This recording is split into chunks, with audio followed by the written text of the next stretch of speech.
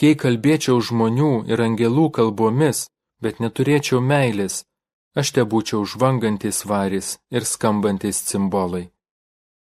Ir jei turėčiau pranašystės dovaną ir pažinčiau visus slėpinius ir visą mokslą, jei turėčiau visą tikėjimą, kad galėčiau net kalnus kilnoti, tačiau neturėčiau meilės, aš būčiau niekas. Ir jei išdalyčiau vargšams visą, ką turiu, jeigu atiduočiau savo kūną sudeginti, bet neturėčiau meilės, nieko nelaimėčiau. Meilė kantri, meilė maloninga, ji nepavydi, meilė nesididžiuoja ir neišpuiksta.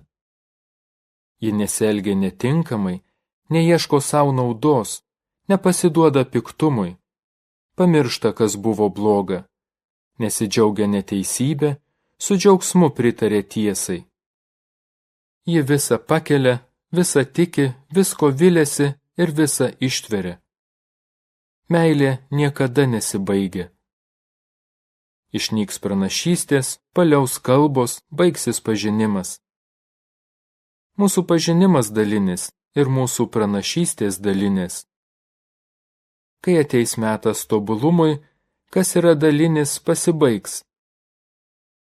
Kai buvau vaikas, kalbėjau kaip vaikas, mąsčiau kaip vaikas, protavau kaip vaikas. Tapęs vyru, mečiau tai, kas vaikiška. Dabar mes regime lyg veidrodyje, mislingų pavidalu, o tuomet regėsime akis į akį. Dabar pažįstu iš dalies, o tuomet pažinsiu, kaip pats esu pažintas. Taigi dabar pasilieka tikėjimas, viltis ir meilė, šis trejetas. Bet didžiausia jame yra meilė.